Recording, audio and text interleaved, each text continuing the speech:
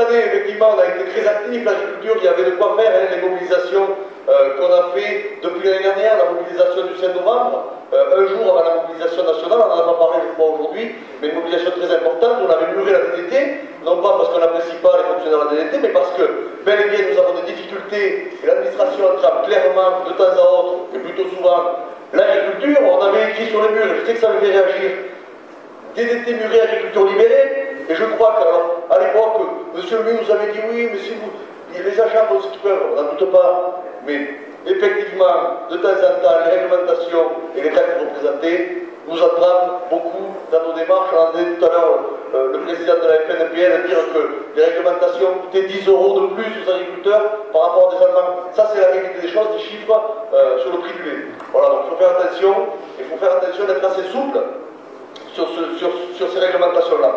Le 23 juillet, bien évidemment, on a bloqué l'autoroute, comme toute la France a eu des actions, la Lozère a eu des actions aussi. Nous avons mis, Olivier disait 500 agriculteurs sur l'autoroute, bon, peut-être on avait un peu moins, mais on a fait une mobilisation très forte des agriculteurs. Avec pas bien, une mobilisation très forte des agriculteurs, preuve qu'il faut agir et que l'agriculture est très importante dans la Lozère.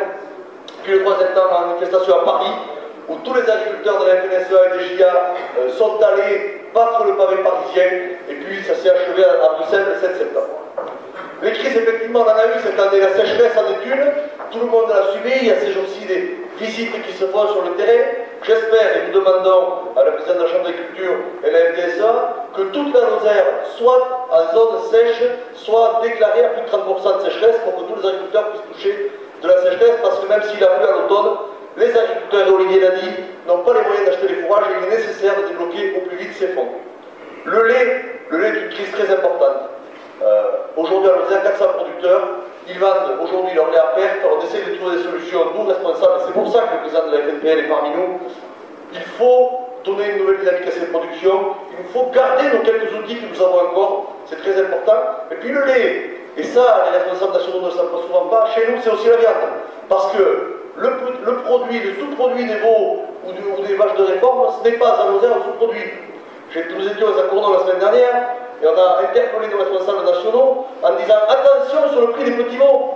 Aujourd'hui, le prix des petits veaux, qui était à 500 € de moyenne il y a quelques semaines, a diminué à 300 €. Ça, c'est impacté directement sur le prix des agriculteurs. Donc nos paysans de Lozère, en plus de subir la crise du lait, subissent la crise des petits veaux qui était un petit peu leur point de sauvetage. Donc il faut faire très attention à ça. Et dans les revendications nationales sur l'FCO, ne jamais oublier l'élevage laitier, qui souvent, on en parle peu, mais il faut absolument trouver des solutions pour ces petits veaux. Le loup, qui impacte chaque année un peu plus la Lozère. Alors je vous le dis, monsieur le préfet, je vous l'ai dit il y a peu de temps, au concours de la loi Grandvieux, nous avons un quota de prélèvement de 36 lots au niveau lozérien, au niveau national. Excusez-moi, je vais essayer de déraper, voir si vous vous souvenez, je vois que tout le monde le suit, c'est très bien. Il nous faut absolument, au plus vite, qu'on prélève au moins un loup sur le département de Lozère. Je félicite les services de l'État, et ça, ce sera la seule fois, je crois, de mon intervention, sur le fait que, et ça c'est important, mais il faut le souligner, ça n'a pas été assez souligné. Nous avons été attaqués, la Lozère, le département de la Lozère, l'arrêté préfectoral a été attaqué au tribunal administratif. L'association FERU, les défenseurs des loups ont attaqué le préfet, monsieur le préfet, au tribunal administratif. L'administration a fait un travail remarquable et nous avons gagné. Il faut savoir sur les arrêtés de tir de prélèvement du loup, c'est très complexe.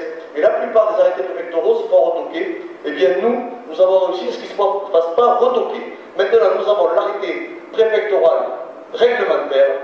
Merci pour votre travail. Il nous faut tuer ce loup, tout simplement. Voilà. Si on a fait 3, madame la présidente, tu as raison. Les combats. Effectivement, nous avons mené des combats cette année. L'ICHN en était, Olivier le disait tout à l'heure. 1,5 million d'euros en plus pour agrandir la zone sèche.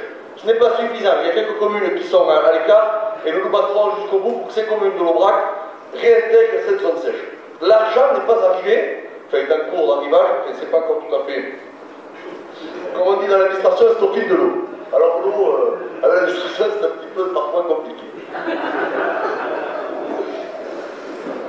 Donc il faut absolument qu'on reconnaisse on a travaillé beaucoup avec Olivier Christine, Sophie Pantel, le sénateur Bertrand, le député Morel. Il a fallu une synergie des propositions, une synergie des actions pour qu'on arrive à cet échange-là, à avoir ce département ces 87 communes qui ont été modifiées. Il faut savoir qu'au niveau national, il n'y a pas 100 communes qui ont été modifiées de zone. Il y a 97 communes, je crois, Olivier. Et sur les 97 communes qui ont changé de zone, donc pour passer d'une zone moins favorable à une zone plus favorable, il y en a 87 sur ces 97. Et ça, c'est un réel combat que nous avons mené tous ensemble. Les élus de droite, de gauche, les représentants agricoles de tous bords ont été unis à l'administration pour qu'on réussisse. Et on a réussi, et je crois qu'on peut de temps en temps se féliciter des quelques victoires qu'on a. Les surfaces non productives, ça a été un combat qu'on a mené à la Chambre d'agriculture particulièrement pour reconnaître ces surfaces non productives. Souvenez-vous au printemps, il faut savoir donner pour savoir pas. Souvenez-vous au printemps, on nous disait, bon mais c'est pas compliqué, vous avez les prêts ok pour l'Union Européenne, il n'y a pas de problème. Alors tout ce qui est un petit peu sous-bois, landagené, etc., COS, bon mais ça c'est réglé, on n'en a pas besoin, ça ne compte pas dans la PAC. Nous nous sommes battus pour que ces surfaces soient acceptées, qu'on trouve des solutions pour que les agriculteurs puissent les engager, et surtout pour qu'on trouve des solutions pour que les agriculteurs soient le moins embêtés possible en cas de contrôle.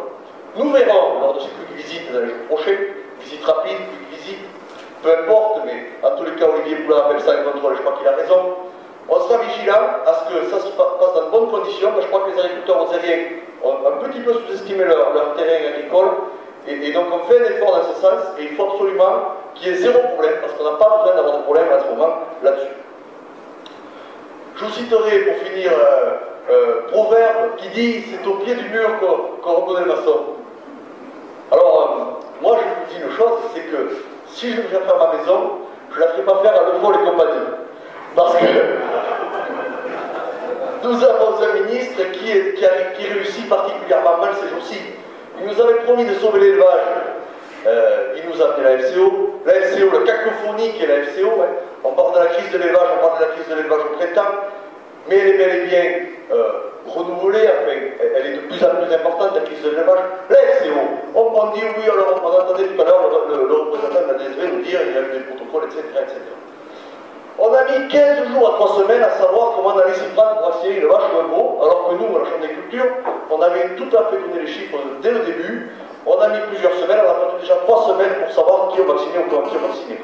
Ensuite, on nous dit les protocoles par rapport à l'Italie sont en train de signer. Dans tous les cas, les agriculteurs que vous êtes ici ont des mots sur l'exploitation et ils attendent réellement qu'on dise l'accord est signé.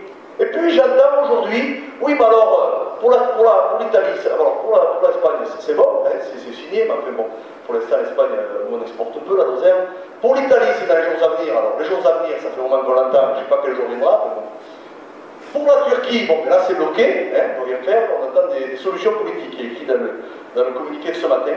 Et puis pour l'Algérie, on apprend par je ne sais quel moyen, mais bon, on apprend tout d'un coup que les Algériens n'accepteront pas des mots vaccinés. Voilà. L'année dernière, il faut bien comprendre que notre élevage, nos Algériens, au vrac en particulier, ça a été une bouffée d'oxygène pour les éleveurs. L'Algérie, moi je connais beaucoup, j'en vois devant moi, qui ont fait partir des vols d'Algérie un peu plus cher dans le marché. Hein. Et aujourd'hui, alors que les veaux ont subi la première injection, c'est ce qui se passe en fait, hein. Les veaux ont subi la première injection, on dit hop, arrêtez là, on ne peut plus faire partir les veaux pour l'Algérie. Qu'est-ce qu'on doit dire à nos paysans? Moi je vous demande, monsieur le préfet, je sais que vous n'aurez peut-être pas la réponse, mais qu'est-ce qu'on doit dire à nos agriculteurs? Il y a 15 jours, on leur disait vaccinez, vaccinez, vaccinez, nous on a participé à dire ça, et puis aujourd'hui on dit ah oui mais si c'est l'Algérie, alors faire attention. Et puis dans un mois on dira ah oui mais pour l'Algérie finalement vous avez dit pas vacciner, mais peut-être on va voir. Mais bon, ce qui m'étonne beaucoup, c'est l'amateurisme dont fait preuve l'État face à ces questions cruciales de l'élevage. Et puis,